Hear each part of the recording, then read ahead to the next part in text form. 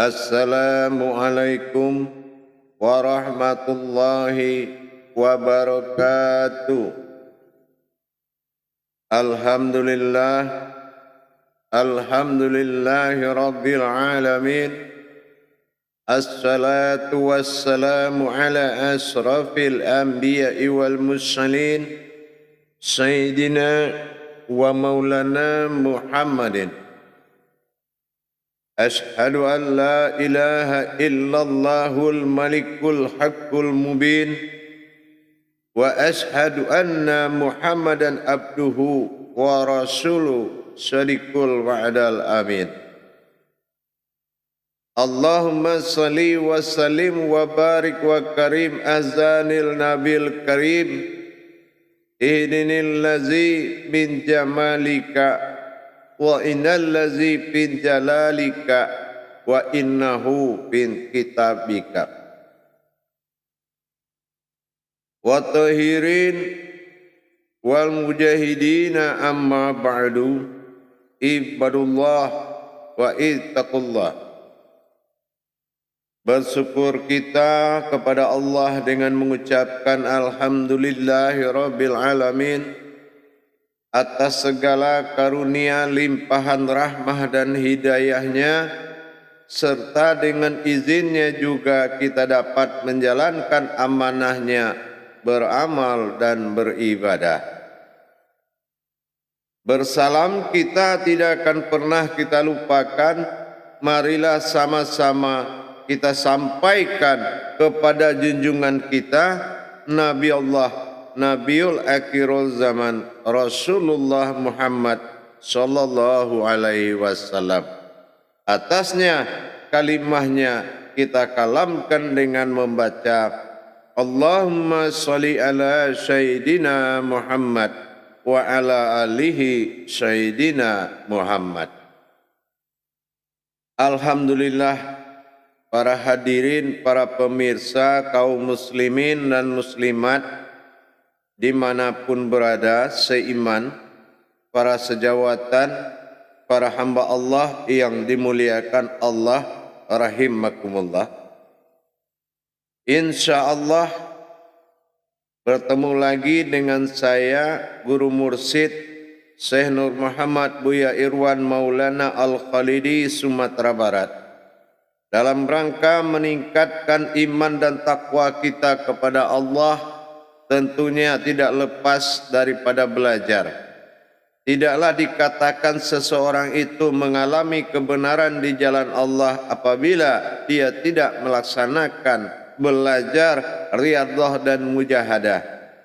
Kalau sesuatu yang tidak melalui belajar, sudah pasti akan terlibat kepada perjalanan mempersekutukan Allah, baik dalam kebendaan maupun dalam pemahaman. Hadirin yang dirahmati Allah rahimakumullah, pada waktu dan kesempatan yang diberikan oleh Allah yang sangat kita muliakan ini, kita akan berbagi wawasan dan ilmu pengetahuan demi meningkatnya derajat ibadah kita kepada Allah, tentunya dengan kita banyak mengetahui rahasia hakikat di dalam setiap perintah Allah. Yang mana pada kesempatan ini saya akan berbagi wawasan tentang diri yang berdiri di dalam wujud Al-Fatihah, atau kita sebut dengan Fatihatun Nasun. Apa yang dikatakan Fatihatun Nasun? Umul Al-Fatihah itu Al-Quran, umul Al-Quran itu diri. Nah, mana diri yang dikatakan bersifat Allah pada diri? Inilah pembuktian bersifatnya Allah pada diri dengan Al-Fatihah. Yang mana Fatihah ini perjalanan batin Allah dan maujud menjadi arasnya Allah di dalam diri sebagai diri hakikat. Di dalam Al-Fatihah itu secara hakikat kita mendapatkan sesuatu yang berdiri, dinamakan diri Al-Haqqullah, yang mana diri ini selalu menjadi pengkabul setiap hajat dan ibadah umat. Inilah kodratnya diri al-haqnya Allah dengan sebutan diri yang satu atau diri dinamakan naman haq min Allah. Jadi kita lihat selama kita berdoa, apapunlah yang akan kita sampaikan kepada Allah, baik itu amal syahadah berupa solat, baik sa'adiyah berupa doa atau hajat, semua dikabulkan dengan satu patah kata dinamakan amin. Nah, amin ini akan kita kupas tuntas mana sebetulnya kodrat amin yang dikatakan Allah sebagai diri yang menghadiri, sebagai kodrat diri yang menghadiri dan diakui oleh Allah sebagai diri yang sangat halus. Para hadirin dan jamaah, kalaulah kita tahu siapa kodrat diri dan mana kodrat diri kita di dalam Al-Fatihah, di dalam liputan batin Allah dan zatnya Allah, mana diri yang berdiri di dalam itu, maka diri itulah yang akan menghadiri setiap doa yang Allah katakan sifat iradahnya tinggi. Kalau diri itu yang dihadirkan dalam setiap kekuatan dan ibadah, maka diri itu dinamakan bersifat. Diri itu adalah sifatnya Allah. Jadi kalau berdiri kita dalam kodrat diri bersifat tadi, maka Allah akan mengatakan itu diri yang berkehendak. Maka kalau yang berkehendak, itulah yang dikehendaki Allah. Jadi kalau kita berdoa memohon dalam kodrat diri yang hak, insya Allah Allah akan ijabah apapun yang akan kita sampaikan.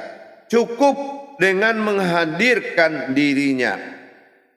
Mana kodrat dirinya yang dikatakan iradah tadi, atau disebut dengan tubuh batin atau tubuh halus. Dikatakan tubuh batin, tubuh halus bukanlah tubuh bersifat nur, bukan juga tubuh bersifat zat. Kenapa? Kita tahu kalau yang dikatakan diri sifat nur itu adalah diri yang bisa lenyap. Makanya apabila kita bertahan dengan hakikat diri nur, maka kita akan kafir dalam ketenggelamannya. Apabila kita berdiri dalam diri yang zat, maka zat akan kembali menjadi wujud. Itu sifat Allah yang akan sirna. Jadi mana yang harus kita ikuti adalah diri yang Allah bersifat sebagai diri. Mana yang dikatakan diri bersifat sebagai diri, kita sudah pernah katakan. Allah pertama menyuruh kita man arafa nafsahu wa qad araha rabbahu. Kita diperintahkan mencari dirinya, rabbahu, hu. Kalau hu itu keakuan bagi Allah. Maka Allah man arafa nafsahu wa qad araha rabbahu. Nah, mana yang kenalilah diriku? Ya, orang siapa yang mengenali diriku, niscaya dia akan mengenal ketuhananku, kekuasaanku, Rabbahu. Nah, inilah.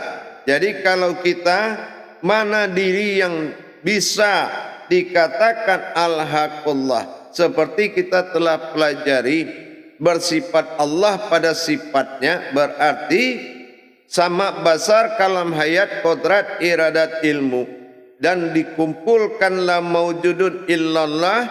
Nah, di sini kita sudah tahu la sami'un illallah, la basirun illallah, la mutakalimun illallah, la hayyun illallah, la ilmun illallah, sampai kepada la qadirun illallah. Maka itulah yang dikatakan diri al-haq, bukan yang tujuh. Kalau yang tujuh itu adalah bersifat. Nah, sementara kodrat dari yang tujuh itu adalah diri al-haqullah, yaitu diri yang sangat halus. Diri yang halus inilah yang dikatakan al-haqullah. Nah, ini yang disebut dengan sifat ayan kerajiah daripada maujudnya, yaitu dari perumpamaan mawjudullah yang dihalalkan, dan ayan sabitah itulah si wujud batin atau diri halus di dalam. Nah, ini dinamakan si wujud yang nyata ini disebutkan sewujud am. Nah, ini yang tempat sifat yang 7 tadi. Sementara diri yang menguasai sifat 7 tadi itu al-haqullah. Ini yang dikatakan si wujud an atau diri batin. Jadi inilah yang diinkludkan menjadi diri halus. Nah, ini yang dikatakan dengan diri batin tadi. Makanya kalau kita lihat dalam Al-Quran di surat Al-An'am, siratal ladzina an'amta alaihim, di Al-Fatihah itu sudah dikelar. Jadi kalau kita ingin tahu bahwasanya absaru wa huwa yurikuhul laitiful kabir tadi, maka kita tahu kalau diri yang batin Allah, diri kabirnya Allah tadi, yaitu diri yang tidak ada usal-usulnya di dunia ini, adalah diri si wujud an dan si wujud am, yaitu zahir batinnya ayan karajiyah dan ayan sabitah, yang disebut satu wujud itu dinamakan diri amin, diri min, diriku. Al-haq, hak itu adalah kebenaran yang paling benar, dan diri itu yang benar adalah diriku. Al-haq. Jadi maka disebut dengan min. Makanya kalau dia mawujud kepada alam disebut dengan Rabbil Alamin, dalam kerangka rahmatan fil alamin, yaitu Sayyidina Muhammadur Rasulullah sallallahu alaihi wasallam sebagai mawujudullah. Jadi kalau kita bertajalli di dalam Al-Fatihah, pas di kalanya bertajalli batin dan sifat Allah menuju sifat berjumlah yang 7, artinya apa? Telah berdiri diakui keumatan dirinya di dalam dirinya sendiri. Allah mengakui keumatannya adalah pada diri yang diridhoinya, yaitu ke al-haqullahan. Al-kullah itu adalah wujud daripada diri yang hak. Jadi kalau kita Bismillahirrahmanirrahim sampai kepada permintaan amin, bahwasannya baik kita dalam hajat, amin, mata batin kita harus melihat ke wujud ayan kerajia dan ayan sabitah dalam batin bilah tadi. Nyawa bersifat batin bilah, sementara batiniahnya adalah zat dan sifat atau dikatakan dengan ayan sabitah dan ayan kerajiah tadi. Jadi kalau kita sudah mengetahui permintaan apapun kita kepada Allah pasti diakhiri dengan amin. Kalau sudah amin ini berarti kita memohon keridhaan ke dalam diri dan hati nurani Allah itu. Jadi kehadiran diri yang mengabulkan dinamakan min. Min itu adalah nama diri yang hakikat. Jadi kalau kita sebut min, kita melihat 3 kodrat, berarti yang memohon keridhaan itu adalah diri yang hakikat tadi yang disebut dengan min. Diri hakikat inilah, makanya kalau kita lihat Allah bersifat Rabbil Alamin, Rasulullah bersifat rahmatan fil alamin, Allah bersifat amin, sementara Rasulullah dia adalah bergelar al-amin, jadi alam diriku. Ya, itulah al-amin, alam diriku kata Allah. Jadi cukup jelas dan cukup nyata para jamaah. Ternyata Al-Fatihah itu pembentukan diri Allah yang bersifat, pembentukan keumatan diri Allah yang mewujud menjadi diri yang al-haq. Jadi kalau kita sampai pada ayat siratal ladzina an'amta alaihim, jadi tersiratnya suatu kodrat batin yang zahir, batin yang batin, batiniah zahir, wujud pada batin, kabir wal kabirau. Inilah himpunan seluruh kodrat sifat Allah. Jadi kalau humul Al-Quran itu mana? Humul Al-Quran itu Fatihatun Nasun, yaitu Al-Fatihah yang mewujud ke dalam diri manusia. yang bersifat Allah menjadi sifat umat, itu yang dinamakan Al-Fatihatun Nasun. Inilah alam batinnya Allah, inilah alam Al-Fatihah itu. Jadi kalau kita membaca siratal ladzina an'amta alaihim, nah maka ghairil ma'dubi alaihim, dan katakanlah ke dalam diri ketuhanan itu waladhdallin, mohonlah amin dan ridhoilah, mohon keriduannya. Maka kita harus menatap kodrat diri itu di dalam berdoa kepada Allah. Amin, amin, amin. Jangan sekali-kali mengalihkan perhatian kepada yang didoakan, tapi beralihlah perhatian kepada yang berdoa. Yaitu apa? Kodrat diri al-haqqu minallah. Sesungguhnya diri al-haq itu adalah menyatakan diriku semata, yang disebut dengan zatnya Allah atau dikatakan kalam Allah. Jadi kalau kita bermarifat kepada diri al-haqqu minallah tadi, maka kita sudah memohon kepada Allah untuk mengabulkan doa kita.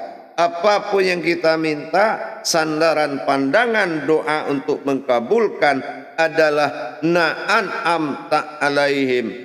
Nah, aku wujud batin, mawujud daripada batin, wujud batin mawujud daripada batin, ayan sabitah dan ayan karajiah. Itulah yang dikatakan dengan diri Tuhan atau sifat Allah pada diri. Nah, ini yang dikatakan siratal ladzina an'amta ta'ala. Ta'ala itu Tuhan, ihim itu diri.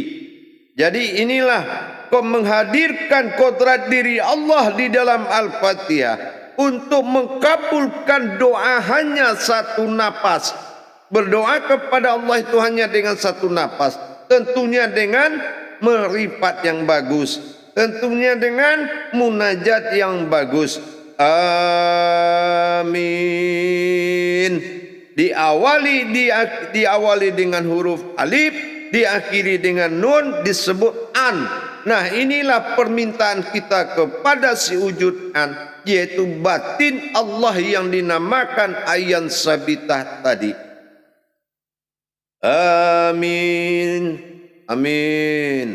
Berucap kita dengan pandangan itu sampai langsung kepada Allah. Tapi apabila aminmu kosong atau mengandalkan apa yang kamu minta, maka tidak akan sampai kepada Allah Subhanahu wa ta'ala.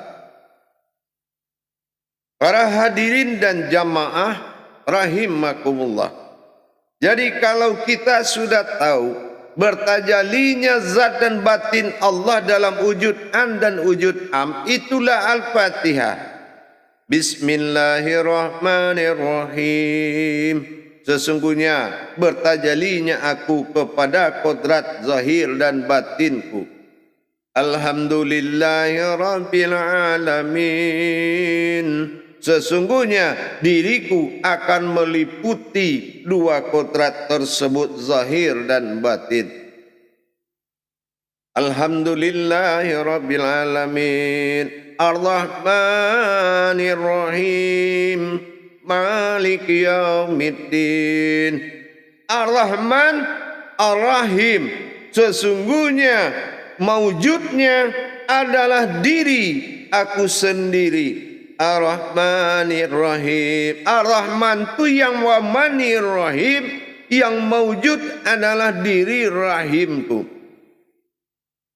Maliki Yaumiddin, dan bertajali dengan diriku sendiri. Aku bertajali dengan diriku sendiri. Aku bangkit dengan diriku sendiri kepada diriku sendiri. Iyyaka na'budu wa iyyaka nasta'in. Iyyaka na'budu, menyembahlah kepadaku, kita melihat kepada batin bilah yang dalam qalbi. Dan wa iyyaka nasta'in, kita melihat si wujud am, yaitu sifat mawujud daripada Allah yang disebut mawujud am. Ihdinas siratal mustaqim. Diri rahasia din di dalam Islam nas manusia, dan itulah yang lurus, itulah alif tersirat. Jadi alif tersirat itu adalah diri halus manusia, diri halusnya umat. Dinas siratal mustaqim, siratal ladzina an'amta alaihim. Mana diri itu? Diri itu an'amta alaihim. Si wujud kabir bernama an pada atas, in di depan, un di bawah. Si wujud an turun kembali menwujud menjadi sewujud am. Ghairil maghdubi, si wujud am ta'alaihim, ghairil ta'alaihim. Ingat, itulah diri Tuhan, itulah kepemilikan Allah. Ghairil maghdubi alaihim, dan sesungguhnya memohonlah dengan diri itu kepada Tuhanmu. Ghairil maghdubi alaihim waladdallin, dan ucapkanlah amin.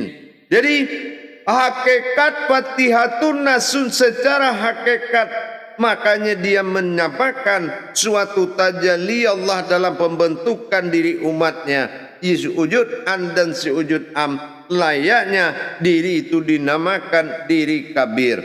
Ada batin kabir tapi belum berbentuk diri kabir. Ada juga kabirau, itu adalah kodrat alam kabir dan wujud kabir, tapi kodrat dan mewujud kabir adalah siratal ladzina an'amta alaihim ghairil maghdubi alaihim waladdallin. Amin. Dikala kehadiran, kabulkanlah ya Allah. Di saat amin hanya satu, doa itu hanya satu napas. Amin. Apa yang kita inginkan kepada Allah? Nas, antarlah dengan ma'rifatmu dikala maujudnya. Jadi pandanglah maujudnya untuk menjadi suatu sandaran doa. Itulah gunanya. Sumpamanya kita dalam solat, bagaimana solat ini benar-benar kodrat Allah menjadi nilainya tinggi, mencapai wujudnya Allah. Bagaimana tajalli kodratnya kepada wujudnya. Nah, kita di situ apapun yang kita harapkan, silakan kita berdoa dengan sandaran amin tadi. Begitu juga kalau kita diundang orang berdoa, datang ke tempat orang, kita yang mengaminkan boleh. Nah, tapi ingat, jangan kosong pandangannya dikala mengaminkan hajat kita atau hajat sesama. Absaru wa huwa yurikuhul wa huwa absaruhu wa latiful khabir. Nah, itulah dia. Al-An'am dikatakan absar wahu raitiful khabir. Nah, itulah kodrat kabir, berwujud diri. Ada alam kabir, ada wujudnya kabir, ada mawujudnya kabir. Tapi kalau wujud kabir, Fatihatun Nasun, itulah diri yang terbuat dari Al-Fatihah. Makanya di dalam solat, menyempurnakan diri menjadi umat, harus menatap kodrat na'an-am tadi. Si wujud an dan si wujud am harus penuh dalam pandangan mata batinmu dikala mendirikan solat dalam membaca Al-Fatihah. Para jemaah, para hadirin kaum muslimin dan muslimat rahimakumullah. Jadi kalau kita benar-benar menjalankan hakikat Allah dengan apa yang dimaksud, maka al-hikmahnya luar biasa. Kenaikan kodrat diri menunjukkan kenaikan derajat ibadah. Keturunan atau tidak terjadinya kenaikan di harkat diri, maka mustahil derajat ibadah itu akan sempurna atau tinggi. Maka boleh jatuh dia menjadi amaliyah diri, dan boleh dikatakan dia hanya sebuah maujud diri. Inilah yang kita khawatirkan. Untuk itu marilah sama-sama kita menjalankan kodrat Allah pada diri kita, sempurnakan keumatanmu dengan Al-Fatihah. Sesungguhnya Al-Fatihah itu memiliki kodrat wujud yang mengkabulkan doa.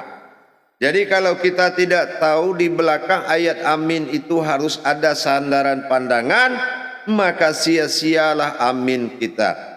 Sia-sia kita mengaminkan baik doa untuk diri maupun ibadah maupun kepada sesama dalam menolong hajatnya. Alhamdulillah, mudah-mudahan bermanfaat para hadirin kaum muslimin dan muslimat. Sesungguhnya perhatian pandangan batinmu itu adalah sangat menentukan di dalam perbuatanmu kepada Allah. Jangan kamu amalkan yang tidak bisa kamu pandang. Yakinlah bagaimanapun Al-Qur'an, ingat itu, kita hanya sebuah alam, kalau berucap harus melihat. Rububiyahnya seperti itu, insya Allah. Baik para hadirin jamaah yang dirahmati Allah, demikian berbagi wawasan dan pengetahuan buat kita bersama. Mudah-mudahan berkah. Mari kita fastabiqul khairat, kita berlomba-lomba mendapatkan kemenangan di sisi Allah, tentunya dalam kebaikan. Kenapa?